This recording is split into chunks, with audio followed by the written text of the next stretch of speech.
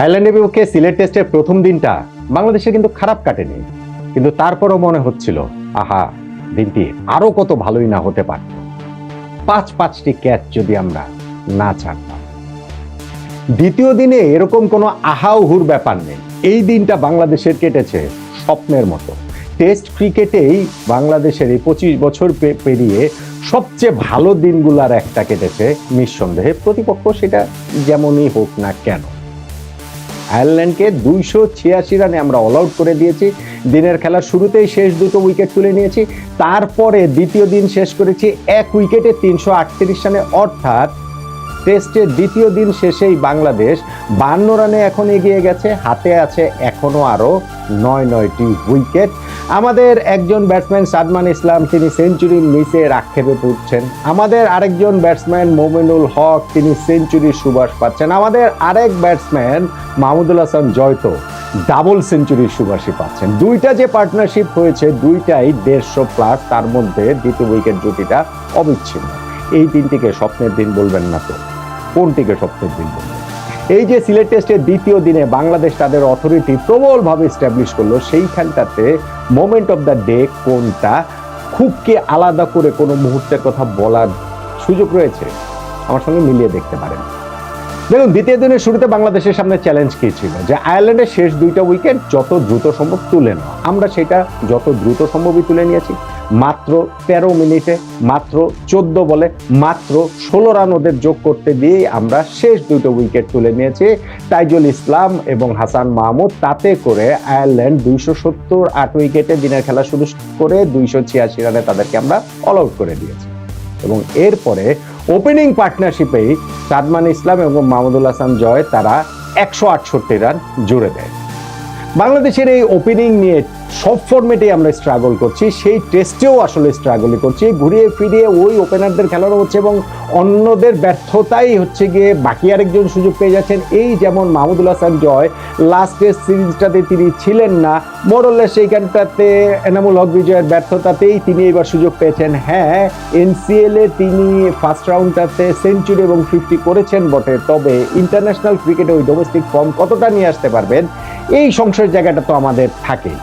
জয় সেটা নিয়ে আসতে পেরেছেন এবং সেটা এমনভাবে এনেছেন যে তার টেস্ট ক্যারিয়ারে দ্বিতীয় সেঞ্চুরিটা তুলে নিয়েছেন। ক্যারিয়ারের সেকেন্ড বা থার্ড টেস্টটাতেই তিনি সাউথ আফ্রিকার বিপক্ষে 2022 সালের ডারবানে দুর্দান্ত একটা সেঞ্চুরি তিনি করেছিলেন। তারপরে এই 19 নম্বর টেস্টে এসে তিনি দ্বিতীয় সেঞ্চুরি করলেন। সিগনিফিকেন্ট যেটা, সেটা হচ্ছে গিয়ে তিনি এটা কামব্যাক টেস্টে করলেন। দল থেকে বাদ করার পর আবার যখন দলে সুযোগ পেলেন, তখন এই সেঞ্চুরিটা জয়ের ক্যারিয়ারে নিঃসন্দেহে একটা সেকেন্ড লাইফ লাইন দিল, আমরা বলতে পারি। অবভিয়াসলি তিনি অনেক তরুণ, তার সামনে দীর্ঘ ক্যারিয়ার পড়ে রয়েছে, কিন্তু যখন আবার কামব্যাক করে প্রথম টেস্টের প্রথম ইনিংসটাতেই এইরকম একটা ড্যাডি সেঞ্চুরি করেন, যেটাকে আসলে বিগ ড্যাডি সেঞ্চুরি করে ফেলার সুযোগ রয়েছে, ডাবল সেঞ্চুরি করার সুযোগ রয়েছে।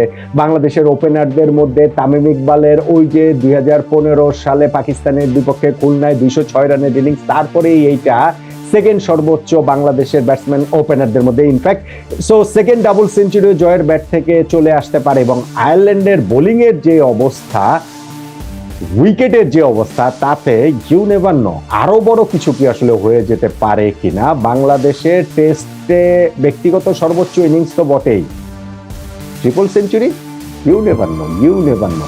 সেটা আমরা থার্ড ডেতে গিয়ে দেখবো। কিন্তু ওই যে সেকেন্ড ডেতে যখন ওদেরকে শুরুতে আমরা 16 রান যোগ করেই শেষ 2টো উইকেট তুলে নিয়ে অল আউট করে দিয়েছি, তারপরে ওপেনিং পার্টনারশিপে 168 রানের সেই ফাউন্ডেশনটা তৈরি হয়েছে। সাদমান ইসলাম তিনি নিজেকে আসলে একটু ব্লেমই করতে পারেন, বা তিনি নিশ্চিতভাবেই ব্যাট দিয়ে নিজের মাথা ঠোকাচ্ছেন যে সেঞ্চুরিটা ফেলে আসলাম। যখন তিনি 80 রানে, যখন আর মাত্র 20 রান দরকার সেঞ্চুরি থেকে, তখন তিনি হচ্ছে গিয়ে ওই যে একটা স্পিনারের বলে কাট করতে গিয়ে কিপারের হাতে ক্যাচ দিলেন। যদি আম্পায়ার শুরুতে আউট দেননি, ডিআরএস নিয়ে আয়ারল্যান্ড ওরা ওই উইকেটটা তুলে নিয়েছে।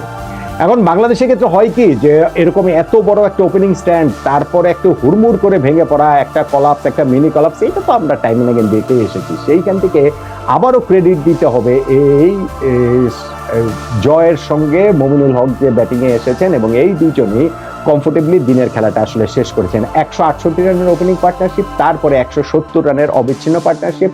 মমিনুল হক তিনি ৮০ রানে নট আউট রয়েছেন, সেঞ্চুরি সুবাস পাচ্ছেন। আর জয় তিনি ১৯০ বলে সেঞ্চুরিতে পৌঁছেছেন। তারপরে গিয়ে তিনি মনে হচ্ছিল আরো কনফিডেন্ট হয়েছেন এবং পরের অংশের ব্যাটিংটা তার আরো ভালো হয়েছে। ১৬৯ রানে তিনি নট আউট রয়েছেন, ডাবল সেঞ্চুরি থেকে মাত্র ৩১ রান দূরে মাহমুদুল হাসান জয় রয়েছেন, যেইটা ইনফ্যাক্ট তার টেস্ট ক্যারিয়ার না, ফার্স্ট ক্লাস ক্যারিয়ারেরই সর্বোচ্চ রানের স্কোরটা তিনি করেছেন। সো ফার্স্ট ডাবল সেঞ্চুরিটা অন্তত পক্ষে, ওইটা তো মিনিমাম টার্গেট, সেটা তো হতেই পারে নাকি। জয়ের ইনিংসটা একেবারে চান্সলেস ছিল তা না। দিনের খেলার একদম শেষ অংশের দিকে যখন তিনি ১৫৬ রানে, তখন একটা সুযোগ দিয়েছিলেন, পল স্টার্লিং স্লিপে তার ওই ক্যাচটা ফেলে দিয়েছেন। কিন্তু সেইটাকে মোমেন্ট অফ দ্য ডে বলবো? ১৫৬ রানে যদি মাহমুদুল হাসান জয় আউটও হয়ে যেতেন, তাতেই বা আসলে কি যেত আসতো? দিনের খেলাতে আসলে তাতে কোনটাই বা পার্থক্য তৈরি করে দিত? আসলে দিনের খেলাটাতে আমাদের ব্যাটসম্যানরা, যে ৩ ব্যাটসম্যান খেলেছেন, তারা এত ডমিনেট করেছে যে সেইখান থেকে আলাদা করে মোমেন্ট অফ দ্য ডেতে একটা জায়গা বেছে নেওয়াটা একটু কঠিন। আমাদের ধরেন বাকি ব্যাটসম্যানরা, নাজমুল হোসেন শান্ত দীর্ঘ একটা সময় প্যাট করে তিনি বসে আছেন। আমাদের মুশফিকুর রহিম, যিনি তার ৯৯তম টেস্ট খেলছেন, তিনিও এই ৩ নম্বর দিনে নিশ্চিতভাবেই ব্যাটিং করতে যাবেন। লিটন দাস রয়েছেন। ফলে টেস্টের থার্ড ডেতে বাংলাদেশ আইরিশদের একেবারে ধরাছোঁয়ার বাইরে টেস্টটাকে নিয়ে যাওয়া, ৫২ রানে আমরা এগিয়ে রয়েছি, সেই লিডটাকে এত বড় করে ফেলা, যেইখান থেকে আয়ারল্যান্ডের আসলে বাংলাদেশকে আর ধরা সম্ভবই হবে না। টেস্ট ম্যাচটা বাংলাদেশের এখন ওই রকমই টার্গেট থাকবে এবং এই ম্যাচ জয়ের জন্য বাংলাদেশ এখন নিঃসন্দেহে ফার্ম ফেভারিট।